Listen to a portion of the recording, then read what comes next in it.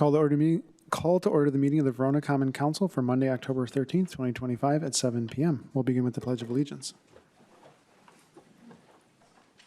I pledge allegiance to the flag of the United States of America and to the republic for which it stands, one nation, under God, indivisible, with liberty and justice for all. Next, we'll have the roll. Alderperson Harrison. Here. Alderperson Helmke. Here. Alderperson Hoax. Present. Alderperson Keller. Present. Alderperson Lytle. Here. Alderperson Swanson. Here. Alderperson Tucker Long. Here. And Alderperson Weiss. Here. Okay, we have enough people for quorum, so we can proceed. We'll move on to item 4, which is public comment. If any members of the public wish to speak, now would be the time to do so.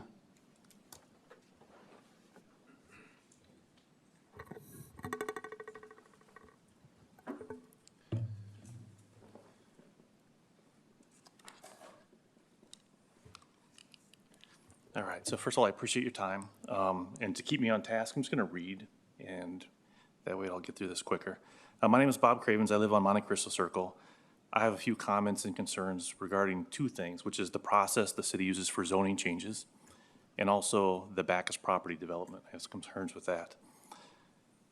I watched on the Common Council meeting on May 12th, where y'all got together. There was an initial review of this development, and it was discussed. In that meeting, the question was asked if you would support multifamily unit project on this property. I watched as many council members signaled preliminary support for the zoning change. My concern is that during this exchange, I didn't hear anyone mention that they would need to check with their constituents. It almost felt like the responses were based upon personal likes or dislikes and not truly on representation of the community. Furthermore, the timing of this preliminary approvals, this was before the public announcement about that project, well before any public participation could even take place. I'm not sure how representation can even happen with this timing. It deeply concerns me that even though these are preliminary approvals for the zoning changes that are happening in this manner, I didn't read that right, sorry. It deeply concerns me that even these preliminary approvals for zoning changes are happening in this manner.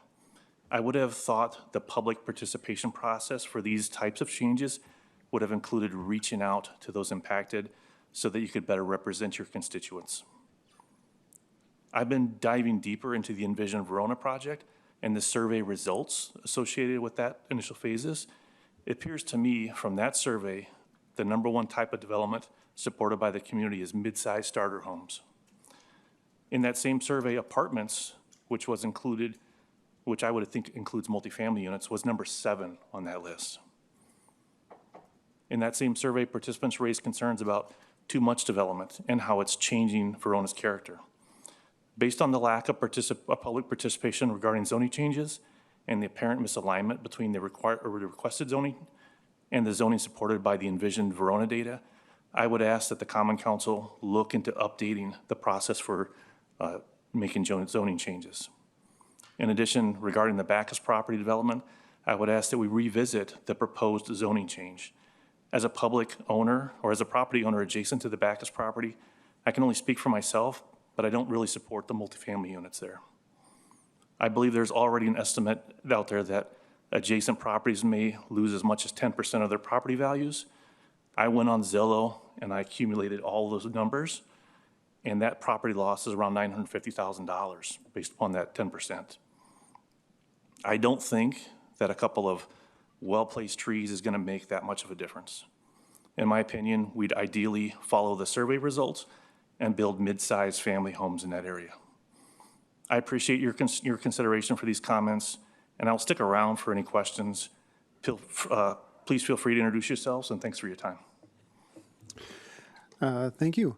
I just want to, I guess, say one thing is that city council members cannot speak about things that are not on the agenda. The zoning change stuff and the Bacchus property stuff is not on our agenda, so no alder should talk about it because we haven't given proper notice. Anything else to add, Mr. Kleinmeyer, our attorney? I would just say for the public, just to be clear, no approvals have been provided for that property at all. That would have only been a conceptual discussion, and no council member or the mayor, nobody is bound by their comments during a concept, because obviously, if property is going to be rezoned, there is a public process, as the commenter noted, and that process is yet to play out. Thank you. We are still in public comment, so if anyone else wishes to speak, now is the time.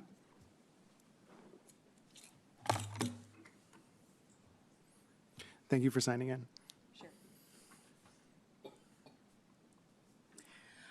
Thank you for hearing me out today. My name is Dana Berry. I live at 312 Monte Cristo Circle.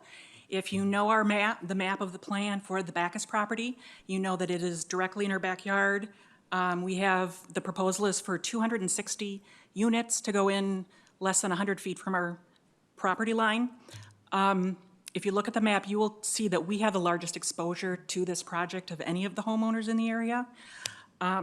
I'm here tonight to make a couple of asks of the city, but before I do, I'd like to express some very specific concerns.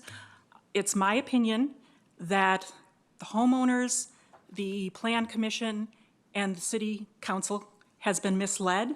They've received some misleading information. And we know that you rely on that information to voice your support or concern for these types of projects. So please keep that in mind. I'll just give you a brief list of my concerns. So please keep in mind, too, that the very first notice that the affected homeowners received was the last week in September. I believe this is a project that's been in the works for at least 8 months. And that was as of the May 12th or May 5th meeting. So there would have been ample time to involve the public a little more in discussion. But anyway, we received a letter last week in September saying that we could attend the public hearing and express our concerns and ask questions for the hearing 2 weeks from that date. So that gave the public 2 weeks from not even knowing about a project that significantly deviates from the previous plan, which when we bought our home in 2008, we received plan documents that showed single-family homes going up behind us and for the majority of that property behind us. So that was the premise that we purchased our home on.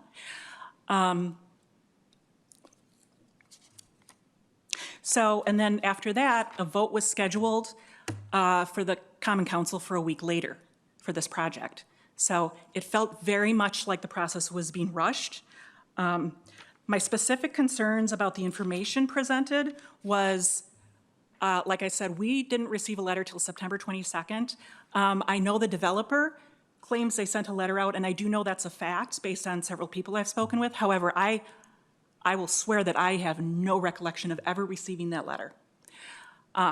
So I was not afforded that chance. Also, I will note that of the 20 or so homeowners that are impacted, only 3 showed up to that meeting. It's my belief that it's because the letter that the applicant sent out was so misleading that it didn't raise any red flags for people. They didn't really understand what was about to happen in their backyards. So that's one concern. Another concern I have is in the materials provided by the applicant, I feel there's a very misleading schematic that portrays the view that homeowners on Monte Cristo will have of the new property project. It's very misleading. I would encourage any of you to come out to our property and see for yourselves what our actual view is. I know trees will be planted, but per the current plans, the trees will never benefit my husband and I as we own the home. It'll take 10, 20 years. I'm going to skip ahead to actually the biggest concern I have is I watched the videos of the May 5th and the May 12th meetings. The May 5th meeting, actually, Mr. Hankard was the only member there that expressed any concern about whether the homeowners had been contacted, what their response would be. And I quote, because I watched the video, he said, let me find it, "If they, meaning the homeowners, come unglued, I would get it." Because I believe he sensed that we had not been given proper notice about this project. He was the only person that expressed any concern. And then fast forward to the May 12th meeting, when the Alder was providing the comments from the May 5th meeting to you all. There were 10 to 15 comments that he did mention, but Mr. Hankard's comments were omitted from that conversation at all. They were not on his list. And he did, however, mention that the entire Planning Commission had the full support or gave their full support for this project to move forward. I understand that you are relying on the Plan Commission to provide accurate information. In my opinion, you received inaccurate information and were led to believe that the homeowners support this project or even had knowledge of this project back then when we did not. So my asks, 3 asks. First of all, to clarify, on October 1st, I emailed the developer with an urgent request to contact me so that I could get my questions answered. As of today, the developer, no one from their company has contacted us. So I feel my only recourse at this present moment is to work with the city. Also, I'm making a formal request to the city, namely Lucas Severson and Luke Diaz, to work with our group of impacted neighbors to get our questions, concerns, and asks resolved in a timely and thorough manner with the developer. I also ask that the city hear out our concerns, that they meet with us separately, ideally with a series of meetings to make sure that our concerns are duly noted and that it's a timely manner and a thorough manner, so we don't feel like we've been avoided in this process. And then I just want to point out that people voted for you guys, and I know only 2 alders were voted in the area, the project for under question, but yet all 8 of you get to vote on this project. So we hope that, I would encourage all 8 of you to get more involved in working with the neighbors on this project and really help everyone achieve the ends that we all want. Thank you very much for your time. Thank you. We are still in public comment. If any other members of the public wish to speak, now would be the time to do so.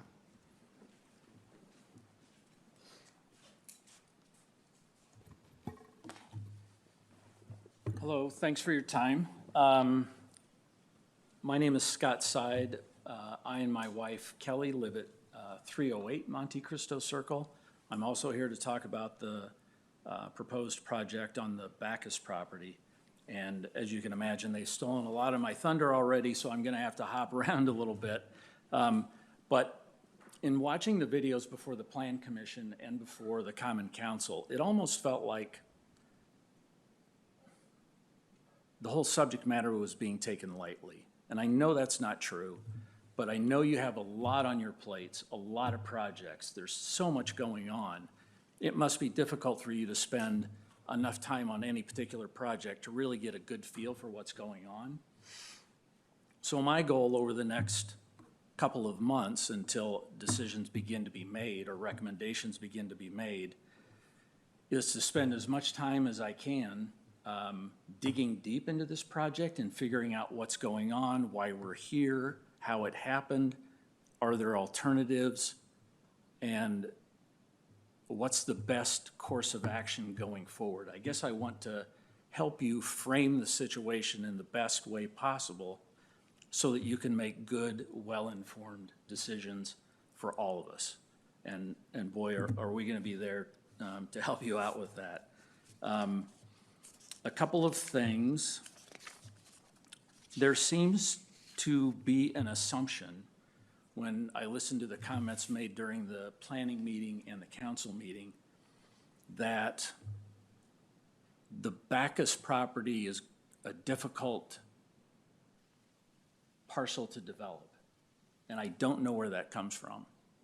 In fact, one of the planning members thanked the developer for taking on this challenge. And to my knowledge, and at least according to the planning administrators, no proposal has ever been made to develop that property.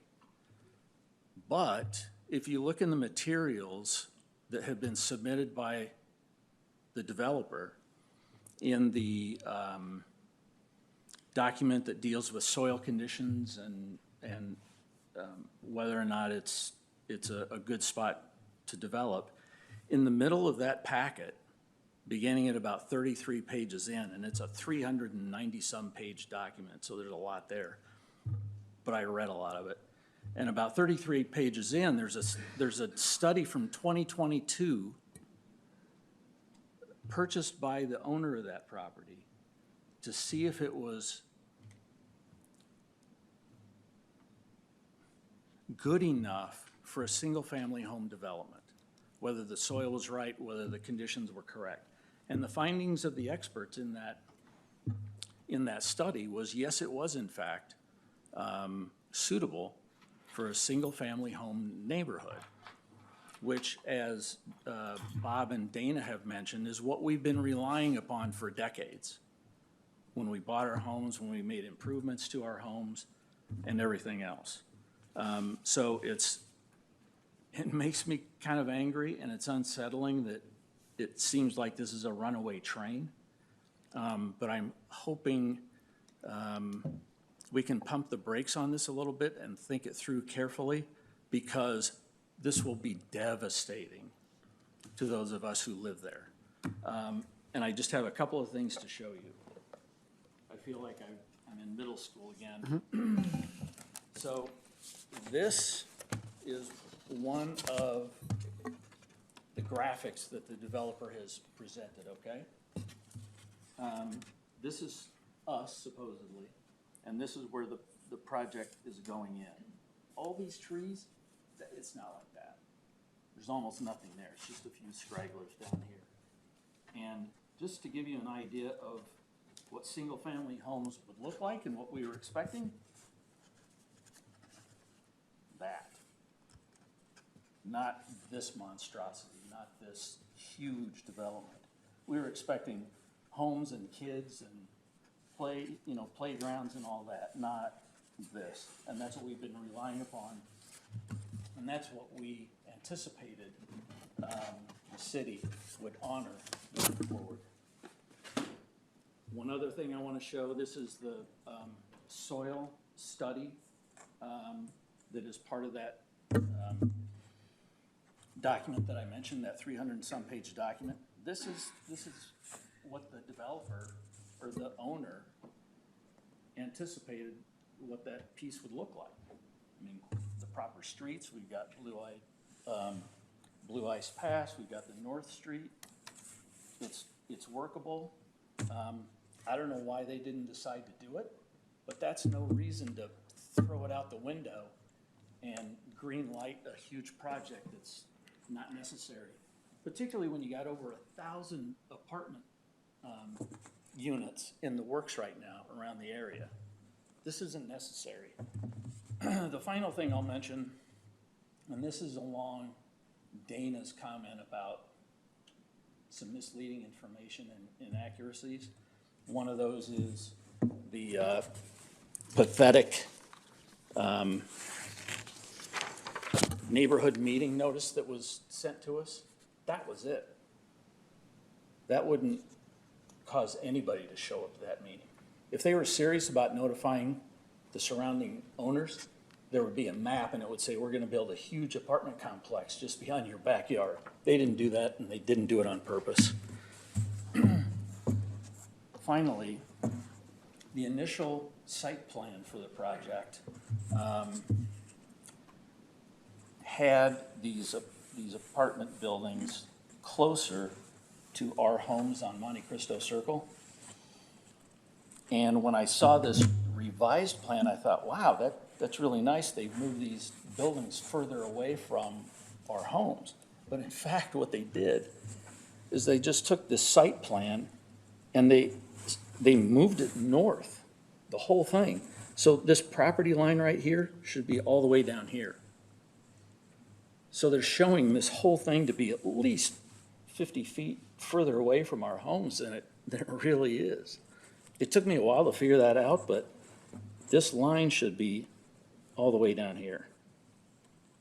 So, like I said, I appreciate your time. My goal is just to gather information, identify pertinent facts so that I can help you frame it and make some decisions that make sense. because we have a lot riding on this, and it seems really unfair. And I look forward to hopefully working with some of you to get through all of it. Thanks. Thank you. We are still in public comment, so if any other members of the public wish to speak, now would be the time to do so. Hi, my name's David Sidmore. I live directly across, at 6485 Shady Bend, directly across from the plot of land you're considering buying. And we sent you a letter, the neighborhood did, about this, but I wanted to amplify a couple of concerns.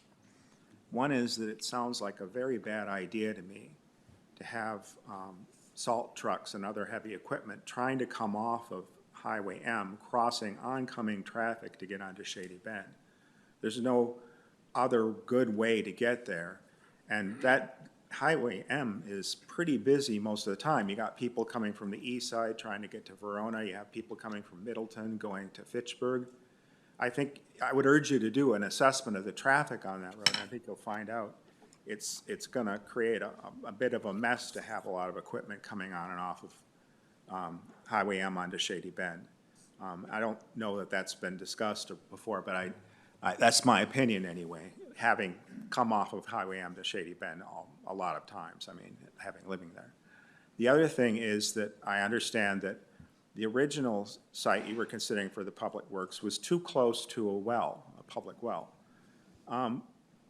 And just set aside the law for a minute and think about that. I mean, they made the law for a reason, because they're concerned about contaminating wells. But the site that you're now considering is just as close to private wells.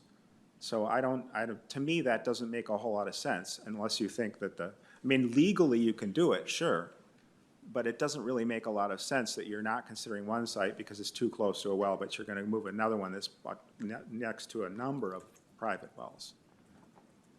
Anyway, those are the two things that I thought were perhaps the most pertinent things to highlight in that letter we sent. Thank you for your time. Thank you. We are still in public comment. If any other members of the public wish to speak, now would be the time to do so.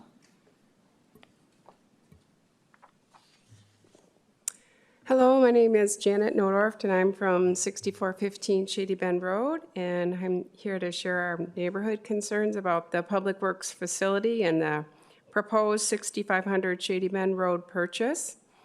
Thank you for allowing me to share our concerns. I represent the neighborhood on Shady Bend Road. We are families and members of the community who value rural living, a quiet space, nature, and limited traffic. We have had 18 neighbors sign a petition advocating for an alternative site that was submitted earlier to the council and the mayor. Some key concerns that we have are the transition area. There needs to be a transition area between Shady Bend Road and Liberty Drive. We assume that property will be developed at some point at 6500 Shady Bend Road, but we want it to align with our existing neighborhood and to keep the aesthetics, beauty, and use the same, which would be a residential development area. We are also concerned about the amount of heavy traffic, including overweight and oversized vehicles on our road, which includes a sharp bend, and there's no shoulder or road markings on Shady Bend. We want to ensure that our road is safe and we can easily drive, walk, or bike on it without any undue hazards from equipment and or large trucks. We are also concerned about the devaluation of homes, and that includes noise from much different types of equipment and big trucks, fumes from trucks, equipment, and composting piles, salt, water, or other environmental pollution and mitigation completed to state and federal requirements, visual removal of existing mature trees and vegetation, as well as wildlife impacts, and the lack of overall consistency in our residential neighborhood versus having something that's a commercial or industrial area. We want the city to move ahead with the update to the 2017 study and hope that it includes public input as a part of that process. We expect that this city will find another more suitable alternative that better aligns with the city's comprehensive plan, as well as considering all social, environmental, and economic impacts. Thank you for your consideration, and please let us know of any further development.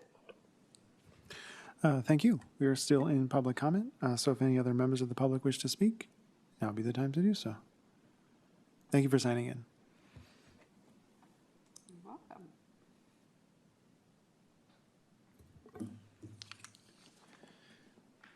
Going once for public comment, twice? All right, not seeing anyone else approach, we will move on to item 5, which is approve the minutes from the September 22nd, 2025 council meeting. Corrections or motions to approve? Alder Humke. I make a motion to approve. Motion to approve by Alder Humke. Is there a second? Seconded by Alder Tucker Long. Last chance for corrections. Seeing no corrections, all those in favor of approving the minutes from the September 22nd, 2025 council meeting, signify by saying aye. Aye. Alder Weiss? Oh, aye. Thank you. Opposed? And the minutes are approved. We'll move on to item 6, which is mayor's business. First up, we have 6A, which is regarding pedestrian safety and the White Cane Safety Day proclamation, which I will read to you right now. Whereas safe, accessible streets are essential for the well-being of all residents, including children, older adults, and people with disabilities, and whereas thousands of Wisconsinites, including over 100,000 with vision loss, rely on sidewalks, curb ramps, accessible pedestrian signals, white canes, and service animals to navigate public spaces safely, and whereas Wisconsin's white cane law requires drivers to stop at least 10 feet from pedestrians using a white cane or a service animal, reinforcing the need for driver awareness and pedestrian respect, and whereas communities can reduce injuries and save lives by investing in proven pedestrian safety infrastructure, such as high-visibility crosswalks, traffic calming, and accessible design, and whereas raising awareness of pedestrian rights and responsibilities promotes a culture of safety and inclusion for all road users, and now, therefore, let it be resolved that I, Mayor Luke Diaz, on behalf of the residents of the city of Verona, do hereby proclaim October as Pedestrian Safety Month and October 15th, 2025 as White Cane Safety Day in the city of Verona, and call on all residents, leaders, and lawmakers to prioritize safe, accessible streets year-round. And that was 6A. 6B is a Plan Commission appointment of Alejandro Hernandez. We have sadly had a resignation on the Plan Commission. And I would like to appoint Alejandro Hernandez to serve out the rest of the term. I have a question, I guess, for city staff or for Mr. Kleinmeyer. Does the Plan Commission appointments by the mayor get approved by the council or no? Because all the other ones do. I believe that they do, although I'm not 100% on that. Okay. Well, I guess there's no harm in getting it approved, even if it's not required. Alder Humke. I make a motion to approve Alejandro Hernandez to the Plan Commission. Second. Motion by Alder Humke, seconded by Alder Swanson. All those in favor of appointing Alejandro Hernandez to the Plan Commission signify by saying aye. Aye. Opposed, no? And that motion passes. That concludes mayor's business. We'll move on to item 7, which is announcements. Any announcements from the council? Alder Tucker Long. There's a whole bunch of cards coming around for staff, so please make sure to sign them. We are celebrating First Responders Month, so if you happen to run into any of the first responders, there might be a few in our audience today, in fact. Just want to say a huge thank you out there to all of our police, fire, and EMS workers, because you keep us safe, you keep us going, and you're there when we need you the most, and we really, really appreciate you, so thank you very much. Thank you. Any other announcements from the council? Seeing no further announcements, we will move on to item 8, which is the Administrator's Report. Mr. Alec. Thank you, Mr. Mayor. I have a few items tonight, starting with there are a couple of annual meetings coming up. One for Fitch-Verona EMS, which is this Thursday at 7 p.m. at Fitchburg City Hall. The other one is the Joint Fire District meeting, which is Wednesday, October 29th at 6 p.m. at the Verona Fire Station. Both meetings are highly encouraged, and the respective chiefs usually give an update on their next year's budget, and updates about their service. So I highly encourage alders to attend that. A friendly reminder about appointed citizen members of boards, commissions, and committees. If people wish to contact appointed members, contact the staff person who's assigned to the board, commission, or committee and ask that they forward their email to that citizen member. The appointees help us conduct public business, and while all the names are listed on the website, we try to respect the privacy of appointed members as best we can. As part of the comprehensive plan update, people can help shape the future of Verona by sharing your thoughts in our quick visual preference survey, where if you go there, you'll review images and ideas and vote for what you'd like to see in Verona's future. The survey covers downtown character, getting around Verona, mixed-use development, and possible solutions for the intersection at Verona Avenue and Main Street. Visit the project website to take the visual preference survey, and you can get there by Googling Envision Verona, going to the Share Your Ideas tab, and then there's the visual preference survey is right at the top. Lastly, just a quick follow-up. We had someone appear before the council about an adult family home on Ridgeview Trail. The city has contacted the state about the adult family home. In statute, there is a provision where adult family homes cannot be located within 2,500 feet of another adult family home or community living arrangement. And so it appears as though this is in violation of that. We have reached out to the state of Wisconsin, who is the licensing agent for adult family homes, and we have not received a reply yet. And that's all I have tonight, Mr. Mayor. Thank you. Any questions for Mr. Ullek? Seeing no questions, we will proceed to item 9, which is the engineer's report. Ms. Fisher. Thank you. For Kettle Creek North Phase 9, preliminary engineering plans have been submitted for initial review with the pre-application meeting that was held last week. And just a reminder that this contains the water main that is critical to Apex Phase 2 in this phase. For Ardent Glen, paving and sidewalk construction have been recently completed for phases 1, 2, and 5. For Apex, as noted, a water main loop is required through Kettle Creek North and Whispering Coves to provide water service to this phase, and that's under review through those developments. For SSM Health, utility construction has begun along Paoli Street. The contractor's current schedule shows southbound Paoli Street out of the city being closed until at least 10/20/25. Two-way traffic on State Highway 69 is open south of the U.S. Highway 18-151 westbound on and off ramps. For the stormwater web page updates, the city's website has been updated with new updates for public viewing. For public stormwater pond work, there was a artificial wetland exemption that was submitted by the city for Cohiba Pond, which is a small man-made dry detention basin on the west side of Cohiba Court. That basin is planned for potential maintenance, and so there was an artificial wetland exemption submitted and accepted by the DNR, and so next steps in the project will be discussed before the end of the year. For public information and education, there was a leaf vacuum truck event that was held end of September during Wisconsin Stormwater Week at the Verona Public Library. The event attracted over 40 area residents, including over 25 children and teenagers. Residents were able to take yard signs and door hangers to help promote the new Leaf-Free Streets program. Public Works themed wristbands, pencils, crayon stickers, and temporary tattoos were handed out to kids and teenagers who attended. Verona Public Works staff showed how the truck works, explained the new fall leaf pickup guidelines, and just a reminder that leaves should now be piled on the lawn behind the curb rather than in the street. These new guidelines will help in reducing pollution and algae blooms in Verona's local waterways by keeping streets leaf-free. So with that, I can take any questions. Thank you. Any questions for Ms. Fisher? Seeing no questions, we'll move on to item 10, which is committee reports. First up, we have 10A, which is Cemetery Board. Alder Tucker Long. Thank you. I move to approve ordinance number 25-1076, amending Title 7, Chapter 1, Section 6.5, additional restrictions on animals. Motion by Alder Tucker Long. Is there a second? Second. Seconded by Alder Keller. Alder Tucker Long. Thank you. This removes language disallowing animals from public cemeteries.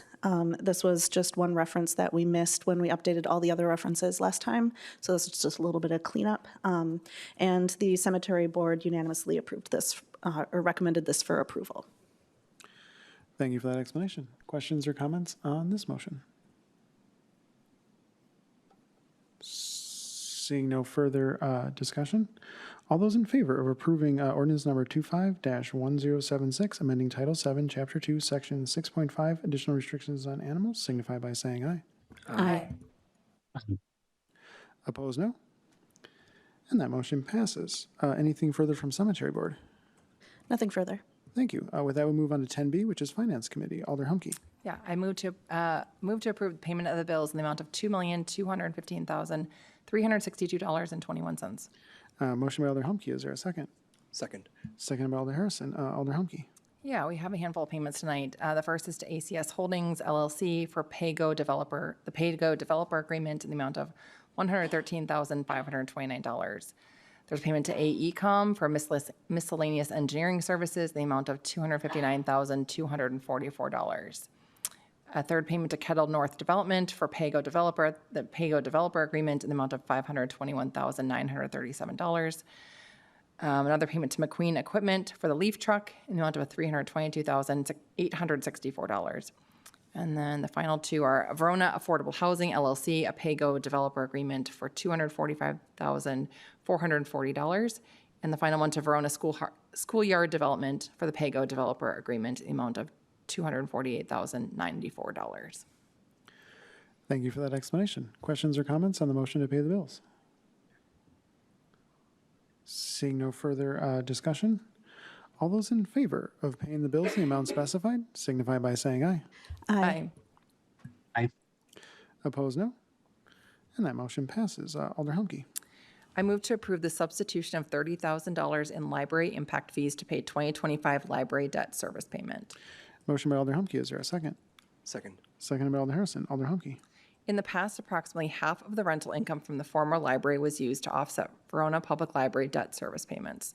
Given the higher than expected amount of library impact fees collected due to growth, the request would substitute rental income with impact fees to offset a $30,000 debt payment.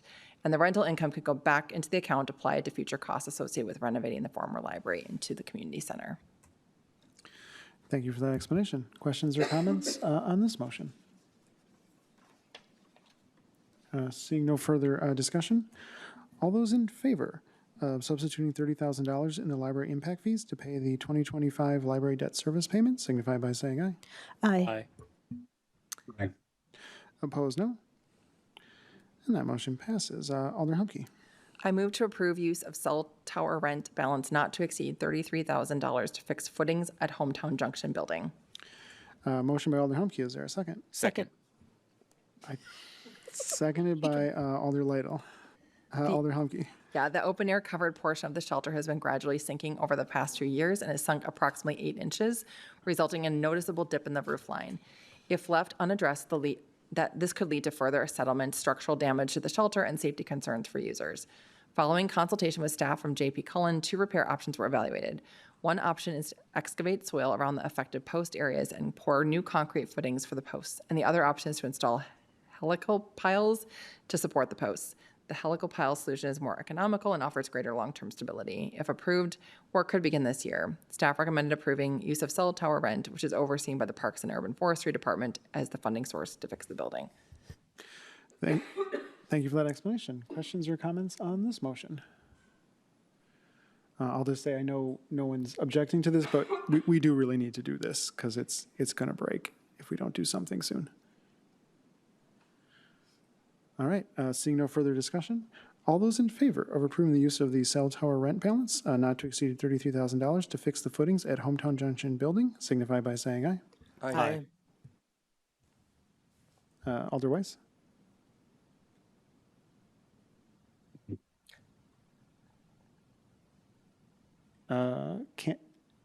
Didn't quite hear that. Aye. Okay, thank you. I'm in favor. Okay, good. Opposed, no? And that motion passes. Alder Humke. I move to approve resolution number 25-027, requesting exemption from the county library tax. Motion by Alder Humke. Is there a second? Second. Second by Alder Keller. Alder Humke.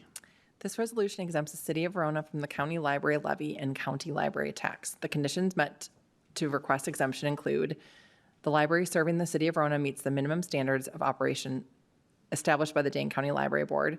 The city levied a tax for public library service at least equal to or more than the county minimum standards in the prior year, and the city will appropriate and expend an amount in excess of the minimum standards in 2026. Staff recommends approval of the resolution. Thank you for that explanation. Questions or comments on this motion? Seeing no further discussion, all those in favor of resolution number 25-027, requesting exemption from the county library tax, signify by saying aye. Aye. Aye. I apologize, otherwise I didn't see your square light up. Were you an aye on this one? Okay. Okay. Yep, I'm an aye on this one. Thank you. Opposed, no? And that motion passes. Anything further from finance? Nothing further, Mr. Mayor. Thank you. With that, we will move on to 10C, which is Public Safety and Welfare Committee. My understanding is that Alder Harrison will be handling this one. Alder Harrison. Yes, hi. We move to approve an application for a Class B fermented malt beverage and Class C wine license from Art House 360 located at 401 West Verona Ave, Bradco's agent. Motion by Alder Harrison. Is there a second? Second. Second by Alder Swanson. Alder Harrison. Art House 360 is applying for an annual beer and wine license. They intend to serve beer and wine during some of their events. The premises will include a concession stand and a community room. The concession stand will be closed and locked during daily operations when alcohol is not being sold, and staff recommends approval, a contingent upon final inspections. And that was part of the motion? That was part of my motion. And that was the understanding of the second? Yes, it was. All right. Motion before the body. Questions or comments on this motion?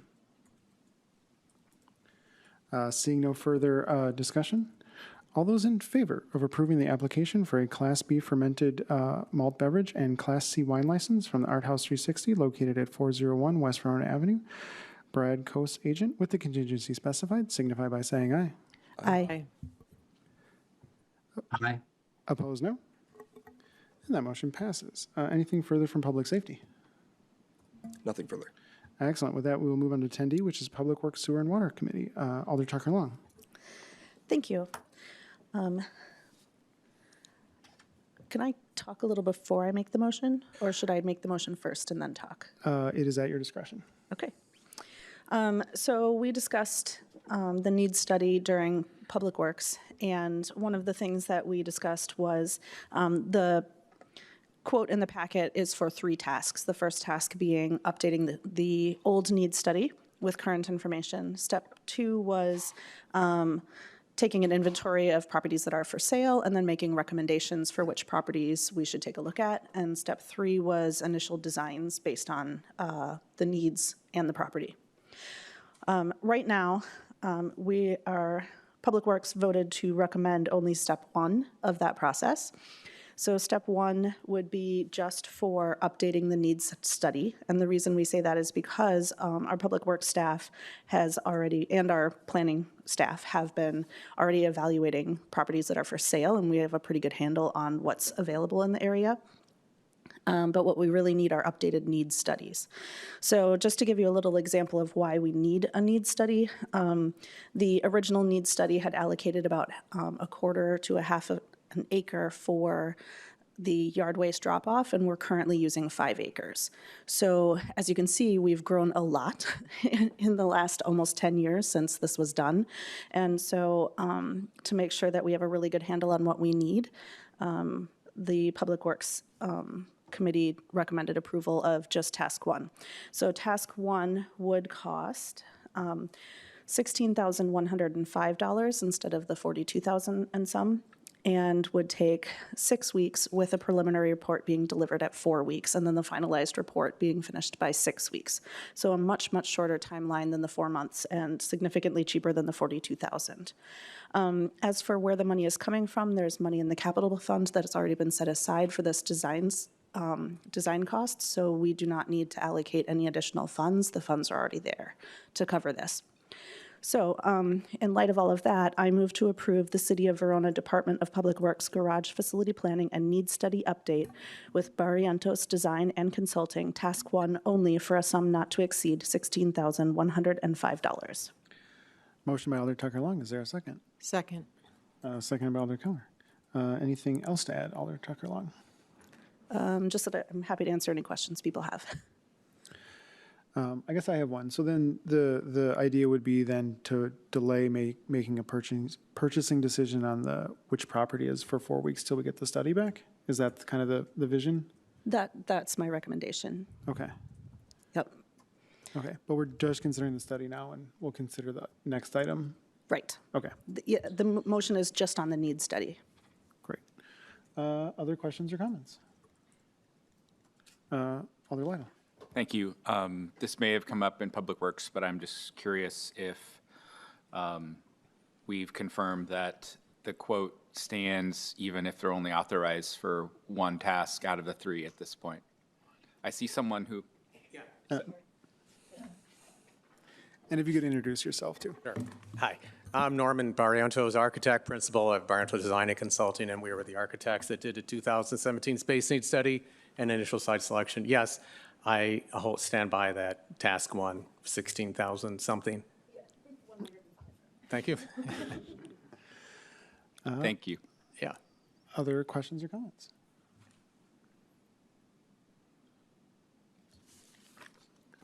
All right, seeing no further discussion, all those in favor of approving the City of Verona Department of Public Works Garage Facility Planning and Needs Study updates with Barrientos Design and Consulting in the not-to-exceed amount signify by saying aye.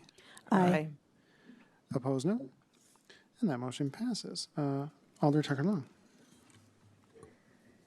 Thank you.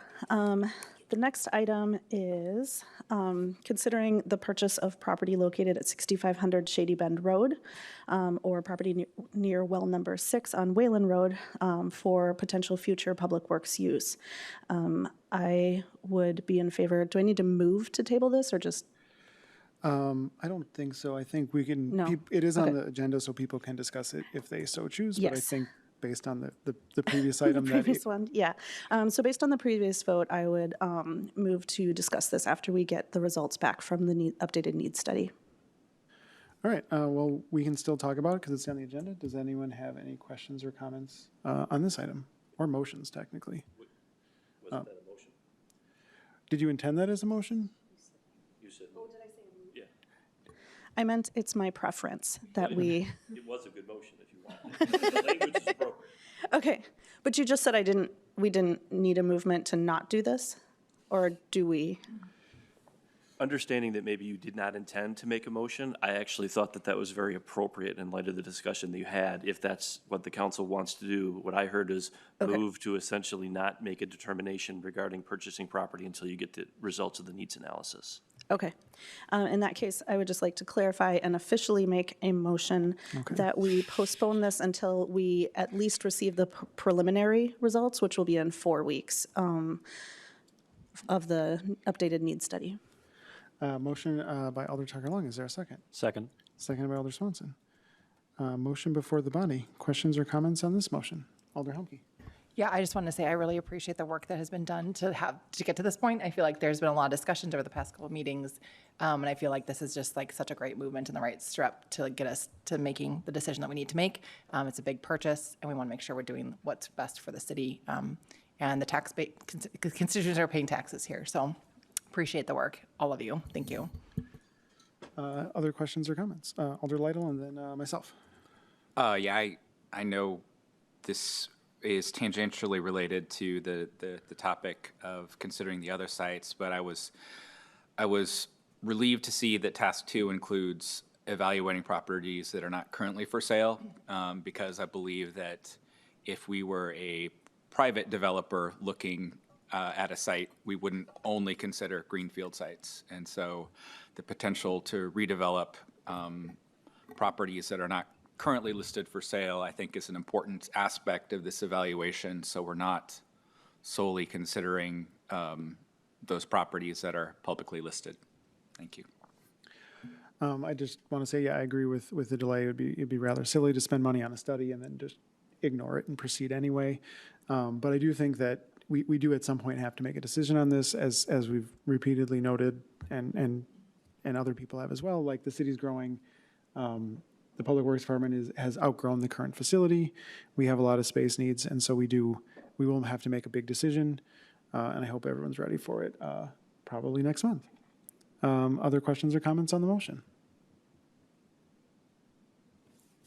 Seeing no further discussion, all those in favor of delaying this item until we have received at least the preliminary part of the facility planning and needs study, signify by saying aye. Aye. Opposed, no. And that motion passes. We'll be back on the council agenda sometime next month, depending on when the study gets back to us. Anything further from Public Works? Nothing further from Public Works. Okay.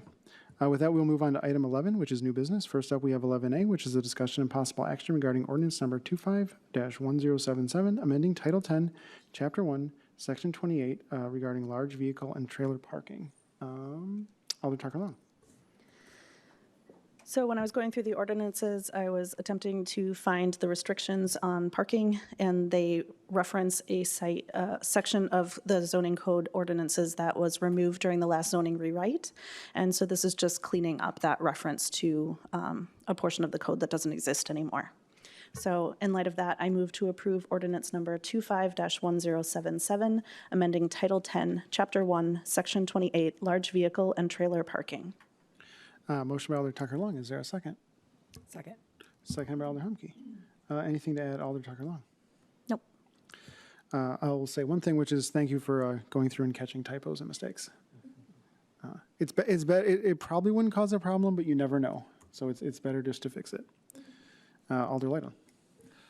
So I'm sorry for not asking this or not researching this prior to the meeting. So we have a ordinance that's basically saying it's permissible to park on private property a type 1 or type 2 large vehicle. Given that there's not a specific condition anymore, does this ordinance serve a purpose because it's just limiting it to type 1 and type 2 large vehicles? Or, I guess, not knowing where this fits into everything else? I was just curious. Alder Tucker Long? Yeah, I wish Lucas was here, but, because he knows more about this than I do, but, yeah, it's giving permission for type 1 and type 2 vehicles to be parked on private property.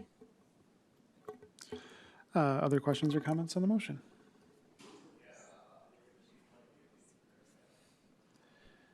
Seeing no further discussion, all those in favor of ordinance number 25-1077, amending Title 10, Chapter 1, Section 28, large vehicle and trailer parking, signify by saying aye. Aye. Alder Weiss? Aye. Opposed, no. And that motion passes. Next, we'll move on to 11B, which is a discussion and possible action regarding the combined fire and EMS district kind of discussions that are going on right now. Mr. Alec will start, and then I'll add some stuff. The mayors of the city of Verona and city of Fitchburg and the village president of the village of Oregon, along with municipal administrators, met to discuss a combined fire and EMS district. An update will be given tonight. Okay. Yeah, so this is an idea that the city of Fitchburg has approached us with.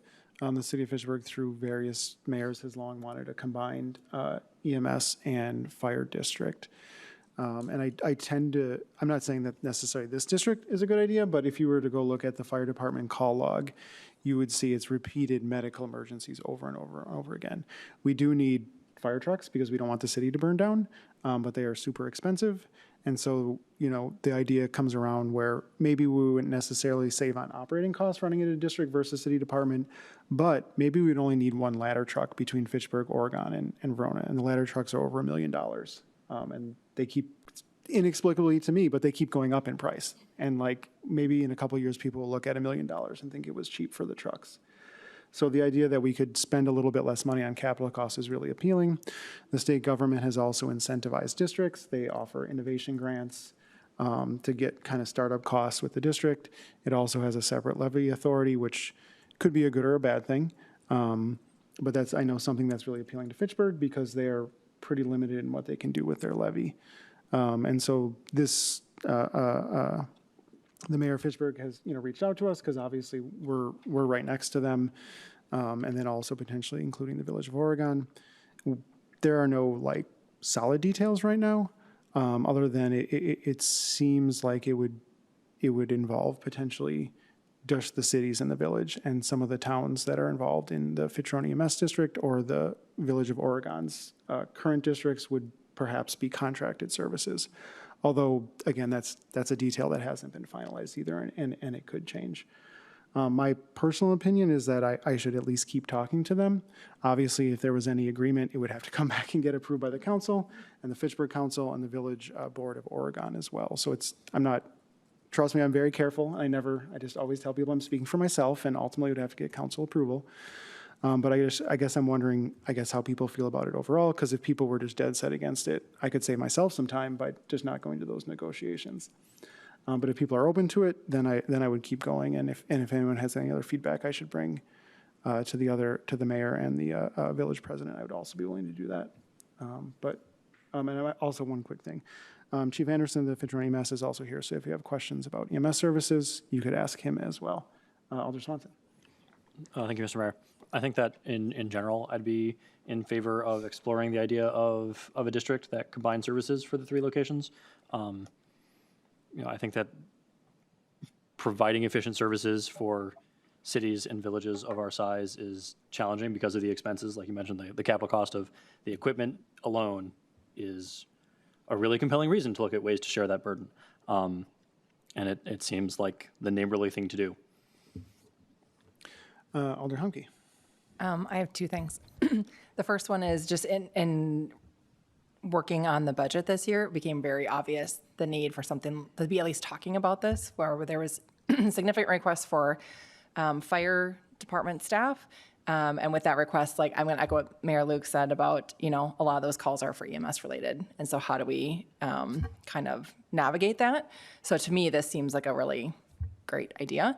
I would like to ask Chief Anderson to come up and just talk because I would be really curious, from your vantage point, the benefits of having the merger happen and having both fire and EMS working together in a different way than it is currently. That is a huge topic of conversation. I can give you my thoughts in a nutshell. I would reference, I think it was a month or 2 months ago, Fitchburg's Committee of the Whole. The city administrator, Chad Brecklin, actually did probably one of the best presentations I have seen, really outlining, I don't want to say advantages or disadvantages of this concept, but really the issues. Again, I hesitate to say pros and cons. They're just the issues of the 3 separate, the 3 options. One of those is status quo. That would be the current, or moving to similar to the discussions that I've had of each department having their own city-based fire and EMS, or this concept here of a much larger EMS district. Lots of, off of the top of my head, right, the advantage of we already have a district, right, the EMS district, that it's functional. Mayor Luke had talked about as the Finance Committee has seen, right, we continually take advantage of that tax levy limit exemption as we continue to grow, that the fire departments are very limited to that. So putting us in one big district also allows that tax levy limit to be granted to the fire district as well. So making us that one larger district. Other advantages, at least from my viewpoint of we are all struggling with staffing and recruitment. So I've got 50 some of my own full-time and part-time employees, where each Fitchburg is similar, Verona is similar. I would love to have a pool of 150 employees that I get to grab when I'm calling people back to work. We are all struggling with those same things, that we just now have a much bigger pool, a greater group of opportunities as we're all, similar to that recruitment. We're competing with Oregon for paramedics. We're competing with them for firefighters, as is Verona and Fitchburg. to make it appealing as a much larger district, to be able to move those people around, right, with as opposed to 2 fire stations or 1 fire station. We now have 7 of them, and we're able to move those people freely around. One of the, I don't want to say it's, again, not a disadvantage, but the fact of if Fitrona itself, right, I always share that I've got 50-some employees run by a chief and 2 deputy chiefs, right, with a $4.5 million budget. Once we put that into 150 employees, even our own district, it's sustainable, and we're making it happen. In 10 years from now, I don't know that Fitrona, right, as it truly exists, we're going to exceed that capacity at some point where, right, the hats that I and my 2 deputy chiefs, right, I put on my fleet maintenance hat, and I'm the one changing batteries and light bulbs, and my deputy chief is the one ordering supplies and uniforms. A much larger district is going to need more infrastructure. That's going to come with that. So, the cost savings it's probably going to weigh in some places, and it's going to require it somewhere else, right? I keep hearing every year, at one point, am I going to have a finance director, right? Or somebody because right now it's my part-time bookkeeper and myself who are managing a budget, right? This is going to be much larger than that. Over the long term, I truly believe it's probably more cost-effective, we're being efficient, right? A much more efficient model for regionalization and just continuing to grow as we see the challenges that we and our partners are facing. At the same time, I would share that this. Thank you for considering this and at least being open to talking about it. We are all very proud of our own departments, and we own those departments, and we love our identity. We love the color of our trucks, right? We love that it says Fitrona. I know the city here loves that it says Verona. I know the city loves that it says Fitchburg in their green fire trucks, right? That is I don't want to say it's a soft skill, but it truly is a soft issue, but it truly is an issue that needs to be part of that conversation. We own it, right? And we like our history. So it's going to be hard for us to embrace this. But I truly think in the big picture, at least thank you for being open to those discussions. So I know there's like some like firefighters are trained in EMS. Is that true? So would they give you some more flexibility with staffing wise, with people being able to, I guess I don't even know how that works, but. So I think there's lots of options on the table. Currently, so I look at my 50-some staff. Of my 50-some staff, maybe 5 to 10 of them are firefighters, but not for Fitrona. Very similarly, both in Fitchburg and Verona, all of their career staff are licensed as EMTs, and actually are credentialed with us to try to make that ease of patient care. And EMS services in the state of Wisconsin are much more highly regulated than the fire service is. There's just much more requirements as far as being a healthcare provider, and so we navigate that. This truly would be a much smoother transition to be a larger district to overcome some of those lines that we have to walk of like you can do this, but you can't do this because technically you're on a fire engine and you're not in an ambulance. We do a pretty good job of navigating that right now. This would make it much easier, especially when we start crossing. Mayor brought up Oregon. Right, we continually go back and forth of Oak Hill is one of the examples of, right, it's that southern corner of Fitchburg that belongs to Fitchburg, but maybe Oregon's a little bit closer, but what resource do you want to send and who's going to do it and whose fire department? And now that I took a resource from Oregon, where is Fitchburg going? And now that Fitchburg's somewhere, Verona sent a fire apparatus to the northeast side of Fitchburg the other day because they were out of trucks. We make it happen now. This would just make it much easier to do that. Great, thank you so much. Yeah. Alder Lytle, and then Alder Harrison. I think you all know, but I should out myself as the on-again, off-again, on-again representative to Fitrona EMS for the city of Verona, along with two citizen representatives. For the remainder of this year, although under the Right. new agreement, it'll only be one citizen representative. Right. And, you know, I would by no means claim to have become an expert on the delivery of EMS services, but I have learned a lot in the last year and a half. And one of the things that's really stood out to me, both from Chief Anderson and our police chief, is we have two departments that do a really good job of being transparent and open book with their service statistics, and not always receiving the same level of transparency from some of our other departments.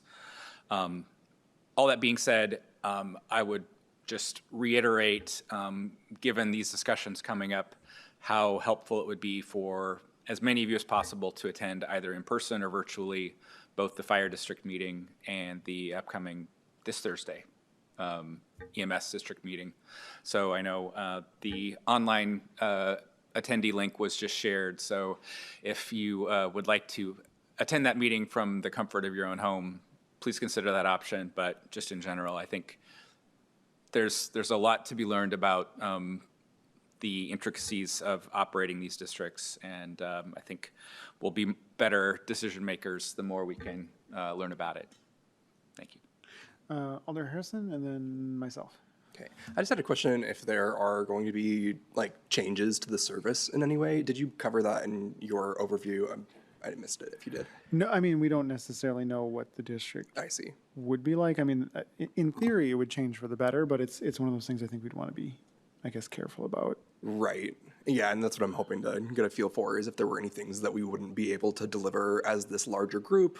That seems illogical. But also, would there be like a big expansion of the like area that I don't know, or, like, is everything staying the same in the map, the geographical area that's being covered?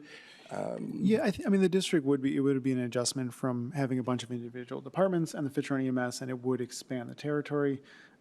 As someone who's never run a fire department or EMS, I wouldn't necessarily have insight on what the challenges would be. I guess I would perhaps ask Chief Anderson. I think all options are on the table. It's, I think right now this, and Jamie can maybe share with that, I think that right now a wide net is being cast to see like who is interested in this. I know even from talking with Fire Chief Sarver up in Fitchburg, he's having conversations. I know Chief Mahak, everybody's having their own individual conversations right, at that user level, and it's from here to here about that involvement. But I know even farther than just Fitchburg, Verona, and Oregon, I know those people are included in those conversations, as I mentioned, as we're all kind of struggling to different levels of staffing and funding.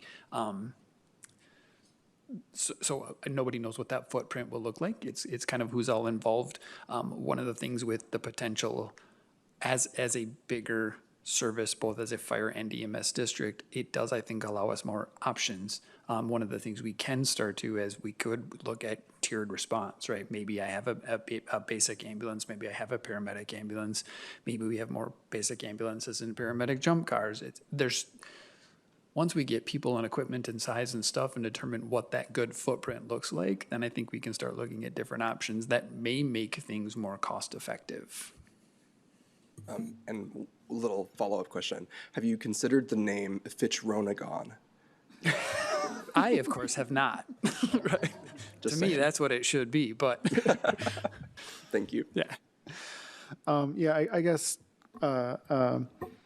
comment/question is that one of the appealing things to me about our district is that, like, again, as stated, a lot of the calls are medical, but we do need to have a fire department. So a lot of times the firefighters are responding to medical calls constantly. And I think one of the advantages, if you get people cross-trained, you have that firefighters out as insurance, but instead of just kind of sitting there waiting for a fire or handling medical calls ad hoc, it could be run through basically the EMS service.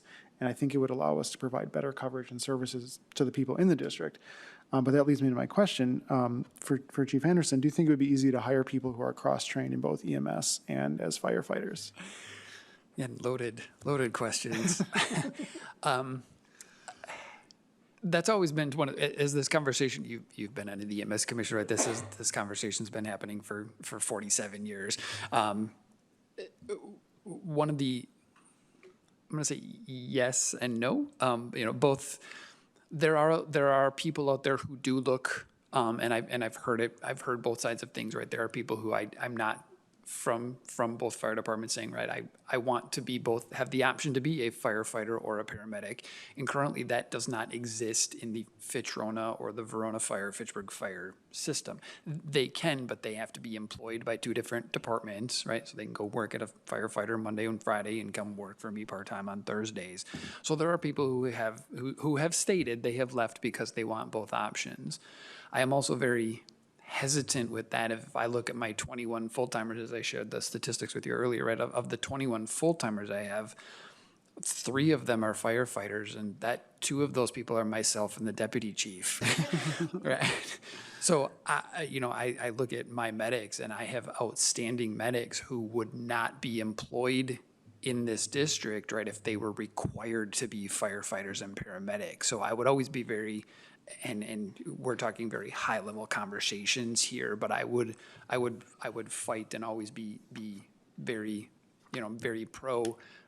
We have really good paramedics who just want to be paramedics. It was part of the, us starting our EMS internship is you can go be a fire intern. There's lots of firefighter interns in Dane County. There was nothing for, I just want to work in the world of EMS, and how do I get that training?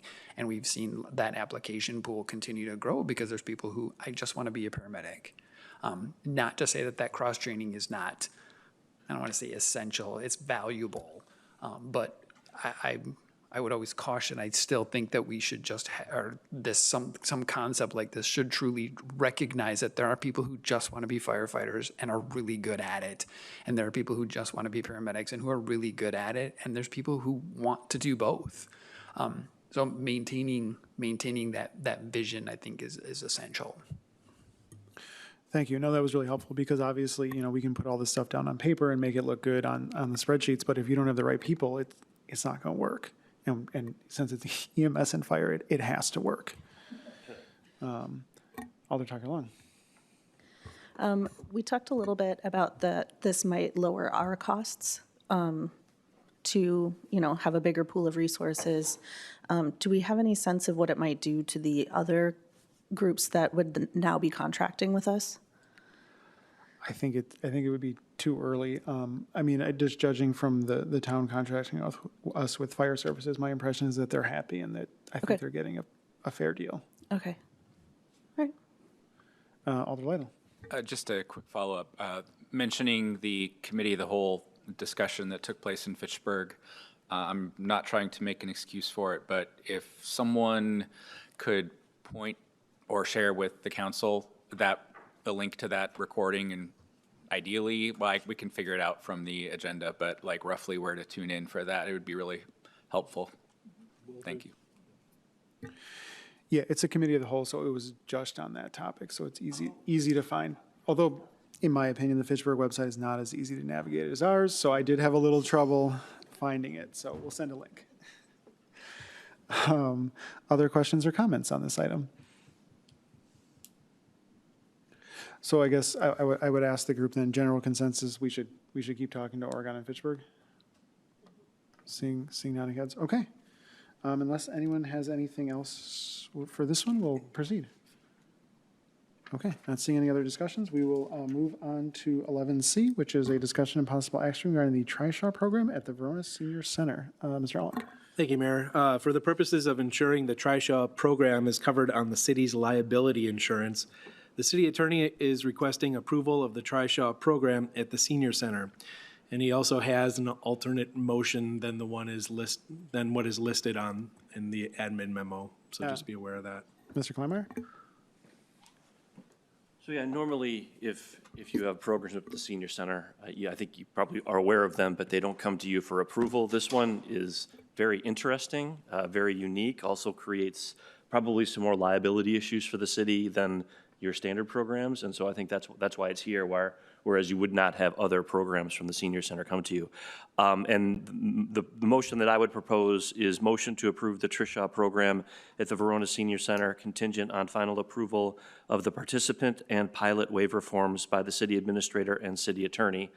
I say that because we've been working on two separate waiver forms. One for the people who would be the riders, and two for the people who are, I guess, are called pilots, who are the ones who ride the, are pedaling the bike. And I think we've made a lot of progress, and we obviously want to utilize waiver forms that the insurance company has approved because, if something were to happen and there were to be a lawsuit, we need to make sure that the insurance company's involved. Thank you. Questions, comments, or motions? Alder Swanson. Quick question. So in the the alternate motion you just listed, you did not include the language regarding approval by the Cities and Villages Mutual Insurance Company as well for staff? Do you want that in as well? No, I don't. No. I would say, I Just normally attorney just and don't admin? like the idea of the council taking action contingent on a party that's, outside of this building, having the approval. I can tell you, though, that as Jamie and I work through this, we're going to make sure that CIVNIC's satisfied with whatever the liability waivers are.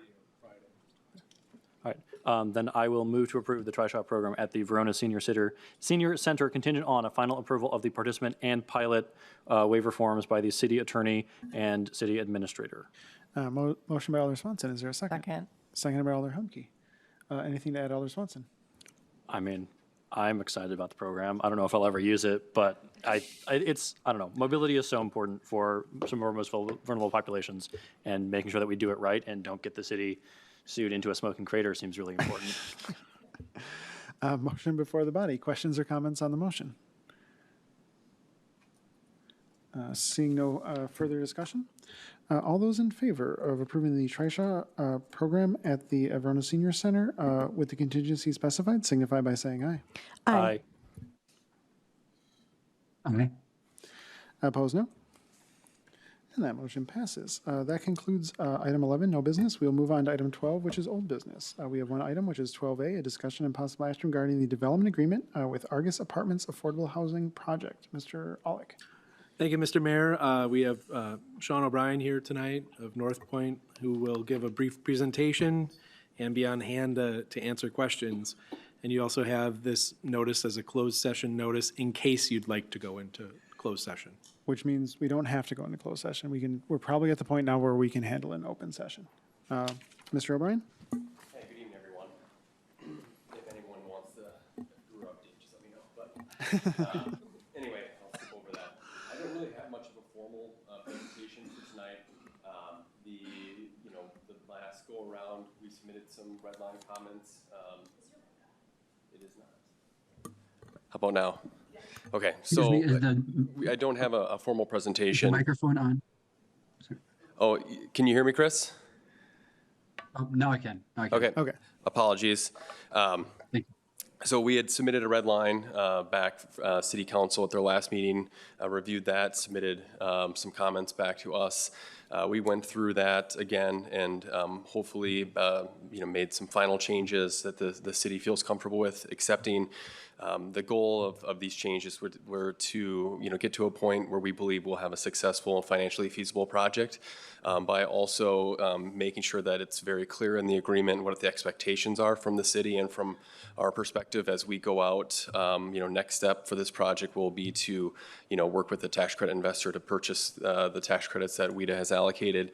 In this industry, those folks typically are belt and suspenders when they come to underwriting. They don't want anything that causes question or concern. And so we want to make sure everything is clean there. And right now, just that industry as a whole has gone a little bit soft given the current economic conditions and the administration. Some interesting things are going on in the market. So there's not as much available interest, but the interest that is out there is very focused on specific projects, specific sponsors, and we just want to make sure that we give ourselves a chance, the best chance to, sell these tax credits and bring the equity into the project so that it's successful. So you do have a memo that we submitted with the red line changes. Again, some of them are what I would call business items, and some are more on the legal side that our attorney and the city attorney can kind of work through. But we're here to answer any questions and hopefully come to an agreement that we can move forward with. Anything to add, Mr. Clymer? No, I just agree with what you and Jamie had said. I think we are prepared at a staff level to discuss this in open session if you would like. Obviously, if you would prefer to go into closed session, we can do that too. But it seems to me, like I'm looking at page 88 of the packet. We're down, I believe, to a few items that, and then there are red lines changes reflected in the document that essentially relate back to this memo. I'd note that one issue, probably the easier issues are the discussions that we've had with Mr. O'Brien and his attorney is, the council had made certain requests regarding language regarding broadband. Initially, the developer had some concerns about that. It looks like we've gone back to the language that the city had proposed. So I think that's something that's been taken care of. We have language regarding location of the building. And I think really what we've just done here is modified that language to say that the building's going to be located pursuant to the site plan that was approved by the Plan Commission. So hopefully that resolves that issue. That would then leave, I think, really two primary issues, at least as I've seen it. One relates to requests that the city has made regarding an on-site live-in property manager, and there's an explanation in the memo regarding how the developer would like to approach that, and then some consistent language within the agreements. And then there's also an issue regarding, the use of licensed social workers at the property. And that one, I'm not going to try to characterize it. I think, that's just something for you all to discuss. And to the extent that you're okay with what the developers provided, then I would say that the language that's in the agreement is consistent. But that's, something, I would say for certainly discussion for the council. Thank you. Questions, comments, or motions on this item?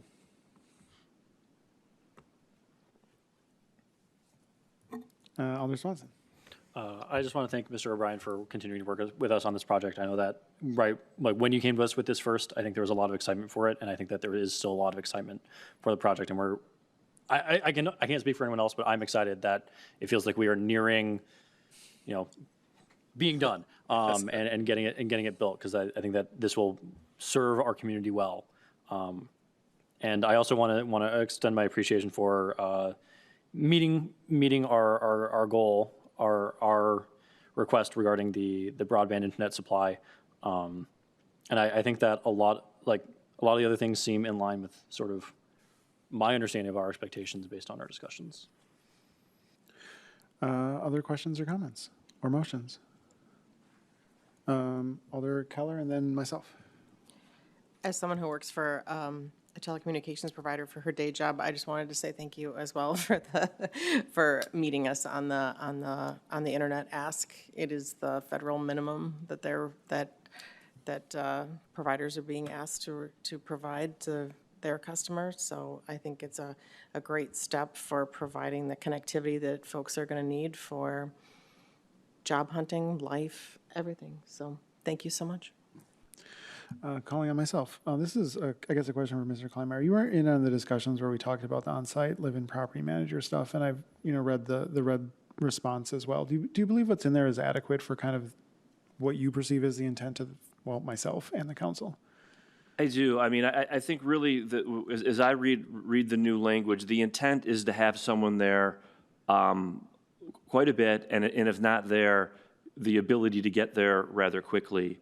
I understood the developer's concerns to be one, initially we had asked for an on-site property manager for 40 hours a week, and then we had modified our proposal to 32. And I think some, what I would call day-to-day operational issues were what is raised. What if the person is on vacation? Is there going to be a violation of the agreement? Or what happens if that person leaves and takes a new job? Do they have to hire somebody immediately? And so I think really what we were getting, or my understanding in the discussions that Jamie and I had with Mr. O'Brien and his attorney was that they understood that the Common Council's goal to have somebody there quite frequently, but they were also looking for some flexibility in how that was going to be handled. And I mean, obviously Alders may have a different opinion, but when I looked at the language, I thought it captured what the developer had been saying, and I think generally captures what the council's hoping for, which is, hey, we really want somebody there, a fair amount of time, so that when questions come up, somebody's there to actually answer them.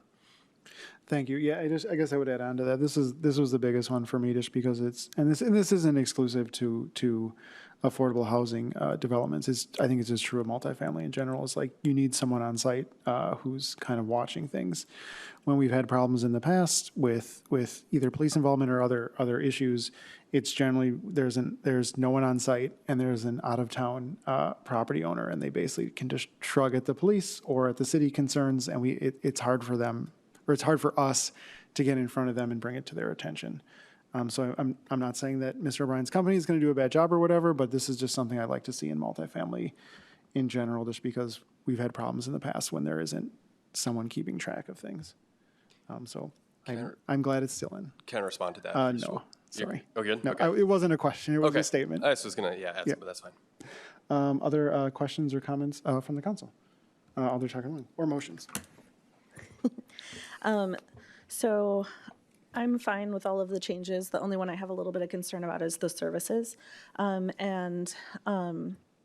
guess a question for you, Mr. O'Brien, would be, would you be amenable to, if we have like a 1-year evaluation period to see if the services are working, and if they're not, we can see about adjusting services? I love that it's more than, initially discussed, but it's much less than what we were asking for. And I understand budgets and timing and working with an organization, and a 30-year contract is a long time. Yeah. So, but I'm just wondering if we're finding that we need more, what can happen? Yeah, I guess what I would say, I would be really against something like that. Again, the goal here is to not cause confusion, or what is the definition of needing more, or why, or how. What we're proposing here is to commit to a direct financial payment to a support service provider, someone who does this in the industry and is well regarded in the industry. And, we continually, as owners with fiduciary responsibilities, make adjustments as we go. We've done that with a lot of our other projects and many different aspects. And so the idea of, if something isn't working, we are a reputable company that will try to fix that as best as we can. But as we put things in documents that someone else will read and go, do I want to make an investment or be a part of this? And say, well, what does this mean? Who's going to make that decision? It's just a lot of open-ended questions that I think would make it really difficult for us to move forward. And so our goal is here to kind of identify out, what are the other commitments that we are making, show how those commitments are being made. And then as a company and an organization, we take how these things are working operationally, and we stick behind them and make sure that we make tweaks along the way so that they're successful. So a follow-up to that, if things are not going well with this service provider, do you have the ability to make changes, or does this lock you into having to use them specifically for only 4 hours a week? So we have entered into an MOU with LSS. As I spoke about at the last council meeting, we're also working with them a little bit more directly to see if North Point Development can hire a full-time person that we can allocate to properties when additional needs do arise. And that's kind of like where my concerns come out with kind of the proposal that the city had, just from a functionality standpoint. And I don't need to get into too much detail, but as we work through with Lutheran Social Services, if things need to be tweaked, we can do that. Since it's an MOU, it's not a long-standing contract, but we are making a commitment to the City Council that we are going to be providing that direct financial benefit for this type of purpose. If it ends up not being with Lutheran Social Services, I think it's our responsibility to notify council and let them, let the council know that, hey, we are no longer doing this, here's what we're doing, and get sign off on that, because the agreement says, the agreement that we had with the city would say that we are making a direct financial contribution per this memorandum of understanding. If that is going to change, I think that would then be on us per this agreement to notify the city and get approval for the game plan going forward. Okay, and sorry, one last follow-up question on this. The dollar amount specified is per year for 30 years. Are there any provisions in there for inflation and increased costs and things as we go? 30 years is a long time. Right, no, I understand. And no, it just calls for the 15,000 per year for 30 years. Okay. And in your MOU, though, LSS is not going to be decreasing services as costs increase? I mean, that's a discussion that we have to continue to have and monitor as things kind of go forward. Okay. Alder Humke. I need to clarify. Okay, so is that true, Brian, Mr. Kleinmeyer, that they only have to pay $15,000 a year? Because like in year 30, we are talking about no services. Well, so that's what's being proposed by the developer, yes, is essentially the current language in the agreement would be that they agree that the developer agrees that it's going to contract with the support services provider who's going to provide an on-site service coordinator, and then it goes on. At this point, it is identified that it would be with Lutheran Social Services, and so that MOU with LSS would be attached to the agreement as an exhibit. And what the developer has said it would do by contract under this language is each year provide a minimum amount of $15,000 in consideration of the support services. Now, that's what's been proposed by the developer. Again, this is I know this is an important issue for the council, and so this is one of the areas where you have the ability to come back and say either yes, no, or something different. But that's what's in the agreement right now. And yes, it would be. It doesn't, the language does not restrict the developer from spending more than $15,000. The developer is just obligated under this agreement to spend no less than $15,000. Okay, so And also, after we repay the loan, the agreement's gone as well, correct? Yeah, so yeah. So even though we have a commitment for 30 I'm sorry, years. Alder Humke. Yeah, has I the was like, floor. you can't talk over. Well, I love you to pay the loan sooner. Yeah. My concern is that, like, just in thinking, Mr. Kleinmeyer, or, CPI feels like a bad thing to do because, like, I'm looking at costs of just like healthcare going up like 10 to 12%. Like, I feel like if a service provider's on a contract, they're going to increase at least the rates by that much a year. If there's like some odd year, like hopefully this is an odd year going into 2026, right? I struggle with it because I think was mostly fine conceptually. This is like a struggle for me a little bit on this side of having reduced services. I'm in alignment with Alder Tucker Long on that. And I'm trying to figure out how to wrap my brain around it because I do like the project. So I'm trying to figure out a way that we could, would you be amenable to raising the rate by a certain percentage every year, or like to no more than a certain percentage every year, Mr. Bryan? Well, again, I also say that we. Sorry, wait. I have a point of information. So I guess maybe Mr. Kleinmeyer can help me if I'm confused here, but it does say there's a minimum number of hours specified in the contract.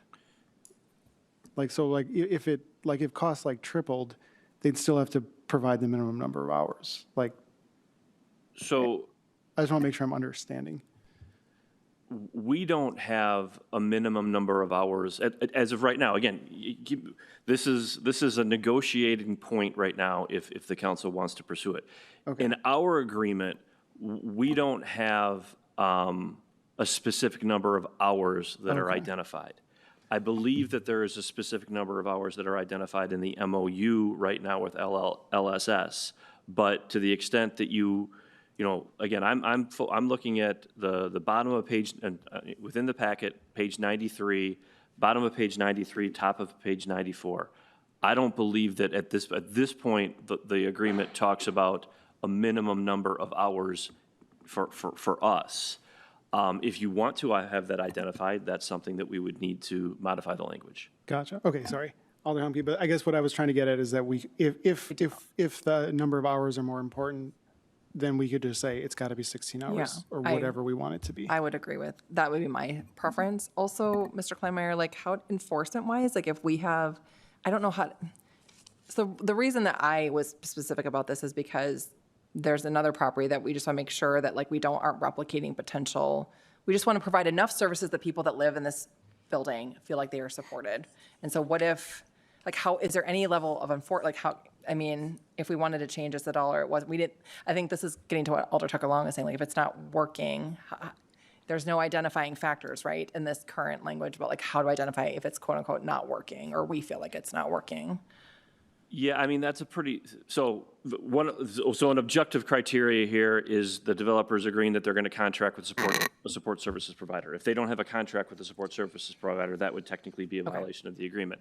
But the level of services is not specified within the document. And so to kind of get at the issue of, is it working, is it not, are you satisfied, are you not, that's, at this point in the document, I don't believe it's in there. Okay.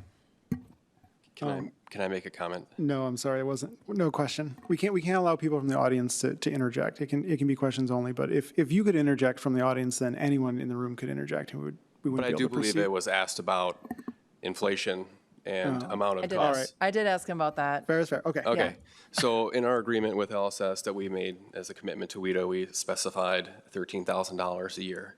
On one of our red lines, we came back to the city and said, I understand what you're asking to provide more services. We can't, but we can provide $15,000 a year directly from the project, which is about a 15% increase over what we're responsible to do, the commitment that we made to WIDA through our MOU. So that's 15%, year 1, 2, 3, 4, 5. It's a lot more in total in the 15 or 17 years that we've committed to this loan and repaying the city than some sort of arbitrary inflation number. And again, kind of going back to it's our responsibility to operate the project and make sure that things are going smoothly and make changes when changes are needed. My only comment is that I just want to make sure that we are setting up the city for success. I have the police chief in my line of sight, and I just want to make sure that I don't have to hear from him because I do. And so I just want to make sure that this is one piece I can control. This isn't a part of the project that we can control. And again, this isn't about him being upset. It's about setting the people that live there up for success. So it's great that you want to give us the project $15,000 up front, but in year 30, when he's retired though, whatever police chief, and I'm not going to be on the council, and they're going to be mad at me if. To be clear, that the agreement's probably going to end in 18 years. Okay, 18 years still. 18 years from now, the cost of all this service, that makes me frustrated. So I get that you're doing this and it's a good faith on your standpoint, but I just feel like the services need to be there, and you're telling us to trust that you're going to manage it, which is not what I want because we have control over this. So. I guess then I would prove to the council, assuming the majority of the council agrees, is that, we're very close to the end on this, and I do like the project, but if it's you feel like there needs to be a specific number of hours, we can just vote or basically put it in the agreement, give it back to the developer, and see, and then we don't have to talk about money or inflation or anything else. If it's it just needs to be 16 hours a week or 8 hours or whatever people want, we could just make the motion that way and do it like that, assuming the council wants to. Alder Tucker Long. Mr. O'Brien, a question for you. Are there a specified number of hours of service within your MOU with LSS? What we have basically come up with the number for is to try to get at least 4 hours of staff on site per week. And that's where the $13,000 came from, and understanding that does change over time. But that's really, what we're saying that the project can afford in this situation. And then with that, we have a financial gap. So what happens if you specify 16 hours or more hours? Well, then that 15,000 could become 60,000. And either then I need to fill a substantial financial gap to fill that now, or basically we're going to also be able to not be able to carry as much debt, which also causes a financial gap. So either we, kind of plug a supportive service reserve, or we just end up having more ongoing expenses, which also then generates less tax revenues for the city as the property has, more expenses and therefore from an income approach has a lesser value. So answering your question, yes, in our MOU, we said, okay, here are the units that are going to be available and the services that LSS can provide. And between our organization and LSS, we believe that 4 hours a week can cover those needs and meet the needs of the tenants. And then that's what the kind of the cost is coming from. And also I can say from like a county's perspective, I know they're kind of looking at, instead of like hours, they're looking at, well, what's the direct financial contribution that a project is making to supportive services. And so it's kind of, that's the model that the county has kind of gone down as well. Okay, one quick follow-up question. Is this the kind of thing where it's, because it's a cost issue, if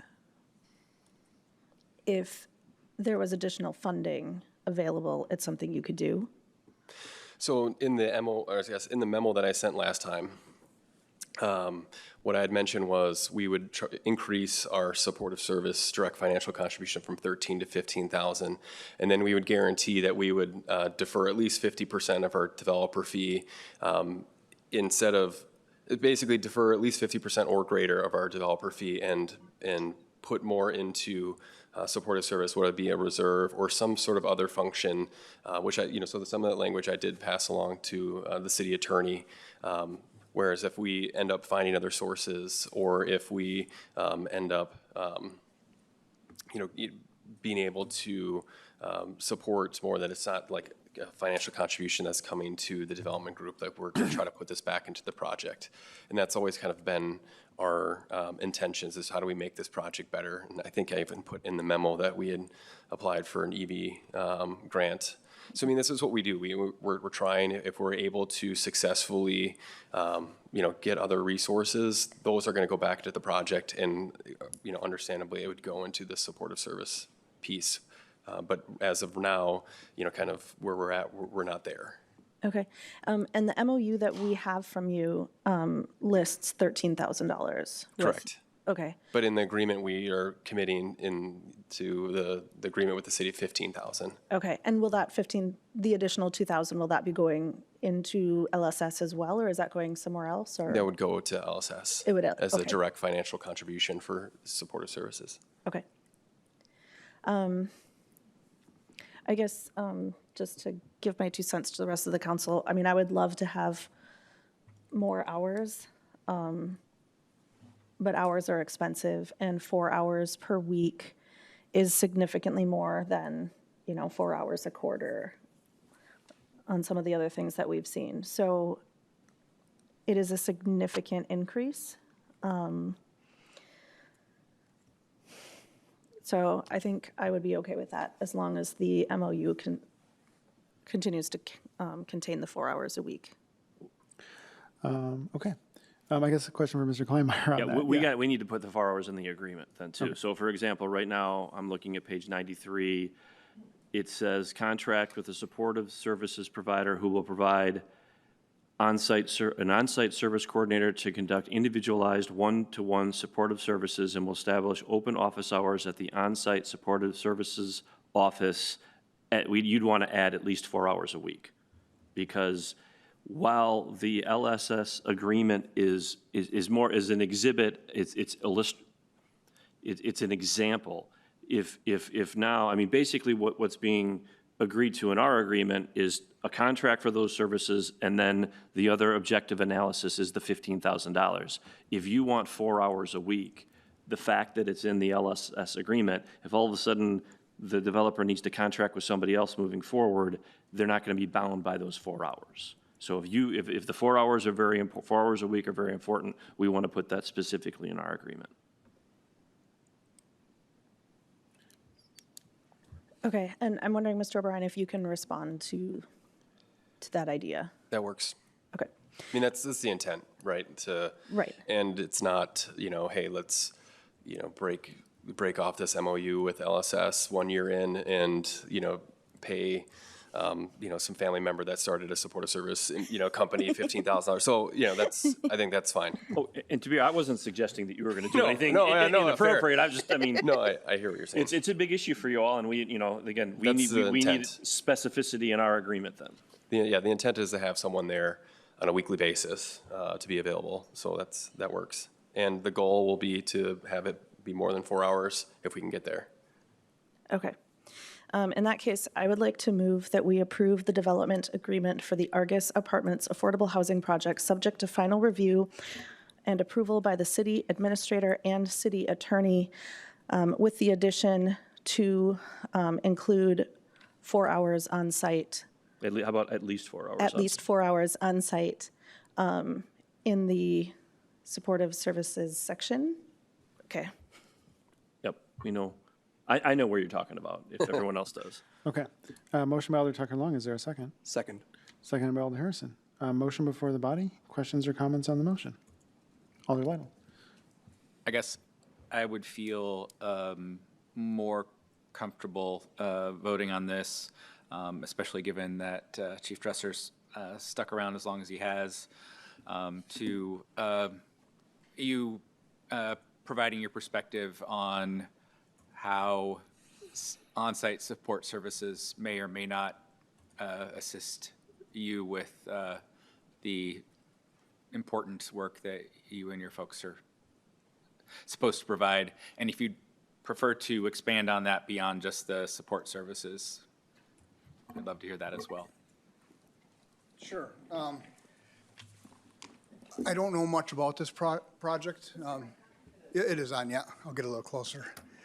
I don't know much about this project other than what I've learned tonight. It's always helpful to have somebody on site as a resource. You know, given that whatever the role is, you know, a property manager. I heard something about somebody, you know, living on premises. That is always helpful to have that go-to person at all hours of the night. You know, some of the problems we've had with some of the apartment complexes, that we build good relationships with the management company and the on-site people, but there's just so much turnover that it's hard to maintain those relationships when it's a fresh face, you know, every 6 weeks. And so, yes, I support having somebody on site. I support having resources available. I think that will reduce the need for police services. And so I don't know if you have any other questions that I can expound on. No, I didn't mean to put you on the spot in terms of, you know, review this agreement that was included in the council packet tonight and mark it up separately, but, you know, just specific to, you know, some of the things we probably have thought about and some of the things we maybe haven't. I would love to be able to try to incorporate into the agreement goals for longevity of on-site staff. I think that's probably not realistic, but I do think, you know, it's important to state that. And I imagine as the developer looks at this, it's not a situation they necessarily enjoy either, is having high turnover in their employees or their contracted services. So it was important to get your perspective, and I recognize that, you know, we're focused on a very small subset, and there are many other challenges that we're looking at for any multifamily in the city. So thank you. You're welcome. Motion before the body. Questions or comments on the motion? Seeing no further discussion. All those in favor of approving the development agreement with Argus Apartments Affordable Housing Project with the contingencies and change as described by Alder Tucker Long, signify by saying aye. Aye. Aye. Opposed, no. And that motion passes. Thank you. We will move on to item 13, which is adjournment. A motion to adjourn would be in order. So moved. Second. Motion by Alder Hook, seconded by Alder Humke. All those in favor of adjournment, say aye. Aye. Opposed, no. And we are adjourned at 8:47 PM. Thank you, everyone.